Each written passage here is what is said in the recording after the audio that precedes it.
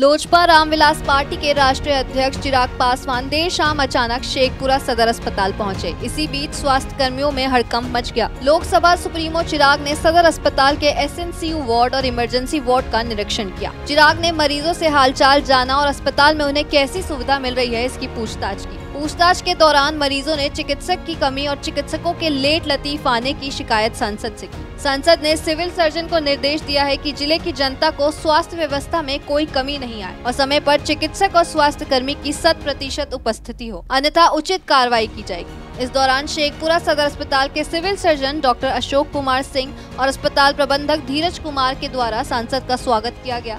वहीं संसद ने महिला आरक्षण को लेकर भी बड़ी बात कही। आइए आगे जानते हैं कि इस पर चिराग पासवान ने और क्या कुछ कहा। आरक्षण के उद्देश्य से हम लोग यहाँ पर आए क्योंकि पिछले कुछ समय से रह रहकर ये शिकायतें आ रही थी कि अस्पताल में कुछ मशीनें लंबे समय से खराब पड़ी हैं।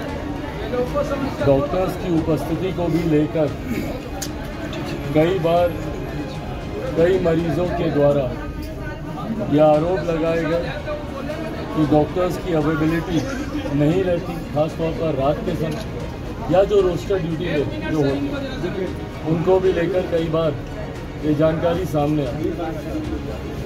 आज अस्पताल में आकर अस्पताल के निरीक्षण, यकीनन ये एक उद्देश्य है कि जो मशीनें लंबे समय से खराब हैं क्या वो ठीक से काम कर रही हैं, नहीं कर रही, विधि व्यवस्था सुचारू रूप से चल रही है, नहीं चल रही। सीएस के द्वारा तमाम जानकारियों को दिया गया। यकीनन मौजूदा जो मरीज हैं कुछ विषयों को लेकर अभी भी उनमें कुछ असंतोष है।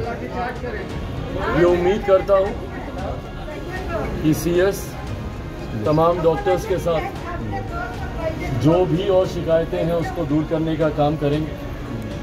मशीनें जो खराब थी वो कार्य करने लग गई हैं, ये जानकारी दी गई है। साफ सफाई पर आज ज़रूर ध्यान दिया गया होगा क्योंकि आज हम आने वाले थे, और अगर हमारे आने पर भी ध्यान दिया गया है तो ये भी हमारे उन उद्देश्यों में से एक है कि कम से कम इसी बहाने साफ सफाई और उपस्थिति पर ध्यान दिया जाए। कई शिकायतें मिली। यहाँ से हम अपनी पार्टी की एक टीम भी गठित करके जा रहे हैं जिसकी सार्वजनिक घोषणा हम नहीं करेंगे। समय समय पर उस टीम के सदस्य यहाँ पर आकर यहाँ पे बिना किसी की जानकारी में कि वो हमारे लोग हैं आकर डॉक्टर्स रोस्टर ड्यूटी पर अवेलेबल हैं कि नहीं, ये जानकारी वो हमको समय समय पर देते रहेंगे। 11 सदस्यों की ये टीम है। कभी भी दोपहर में, दिन में, रात में इनके सदस्य आएंगे और सिर्फ ये निरीक्षण करके इसकी जानकारी डायरेक्ट हमको दी जाएगी कि डॉक्टर्स अवेलेबल हैं कि नहीं, साफ़ सफाई पे ध्यान रखा जा रहा है कि नहीं, मशीनें जो आज काम कर रही हैं वो हमारे जाने के बाद भी काम कर रही हैं कि नहीं, साफ़ सफाई जितनी हमारे सामने हमारी गैर मौजूदगी में भी है कि नहीं, उसको लेकर ये टीम गठित की गई है जो समय समय पर इस बात का ध्यान देगी। पर इस टीम से ज़्यादा मैं विश्वास करूँगा कि सीएस और उनकी टीम मजबूती से सब लोग काम करें। इससे बड़ी सेवा कोई हो नहीं सकती। मरीजों का ध्यान रखना, हमारे प्रदेश में ज़रूर स्वास्थ्य को लेकर समय समय पर चिंता जाहिर की जाती है और नीति आयोग की रिपोर्ट भी बार बार ये कहती है कि स्वास्थ्य सेवाओं के मापदंड पर हमारा प्रदेश सबसे पिछड़े राज्यों में से आता है। ऐसे में यकीनन संघीय ढांचे के तहत स्वास्थ्य पूर्णतः राज्य सरकार के अंतर्गत आता है, राज्य सरकार का ये विषय है। पर ऐसे में उम्मीद मैं ज़रूर करता हूँ कि राज्य सरकार कितनी तत्पर है नहीं है, पर कम से कम स्थानीय स्तर पर जिनके अधिकार क्षेत्र में ये विषय आते हैं तमाम अधिकारी अपने अपने विषय को गंभीरता से लेते हुए उसको धरातल पर उतारने का कार्य करेंगे। कुछ चीज़ों से पूर्णतः संतुष्ट मैं नहीं, क्योंकि जितने मरीजों से मेरी बातचीत हुई यहाँ पर उन्होंने कुछ विषयों पर असंतोष अपना ज़रूर दर्शाया। उम्मीद करता हूँ कि आने वाले दिनों में उसको भी सुलझा लिया जाए।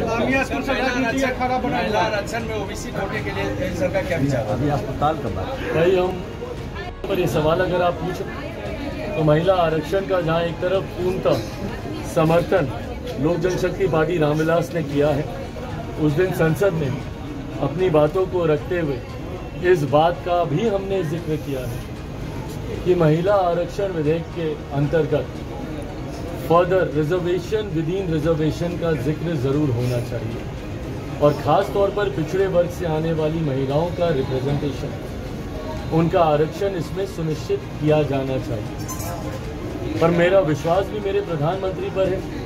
आज से 3 साल पहले राष्ट्रपति जी के अभिभाषण में अपने समर्थन में बातों को रखते वक्त भी मैंने कहा कि मेरा विश्वास मेरे मौजूदा प्रधानमंत्री पर ही है कि उन्हीं के अंदर ये इच्छा शक्ति है कि वो विमेन रिजर्वेशन बिल को ला सके और आज 3 साल के भीतर वो इस बिल को लेकर आए।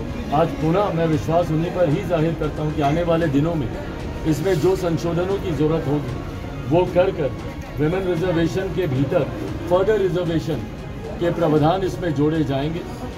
और विश्वास मेरा मेरे प्रधानमंत्री पर इसलिए ज़्यादा है क्योंकि खुद वो पिछड़ा वर्ग से वो आते हैं।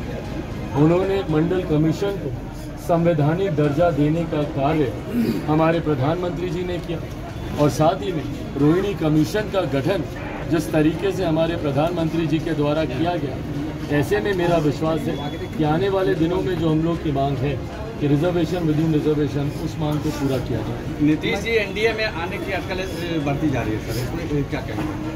भाई इसमें कहना क्या है, जिस दिन आएंगे उस दिन देखा जाएगा क्या करते हैं। सर ट्रैफिक में आप भी फंसे, सर ट्रैफिक में आप भी फंसे, सर ट्रैफिक में मैं आ रहा हूँ, समाप्त कर दूँ।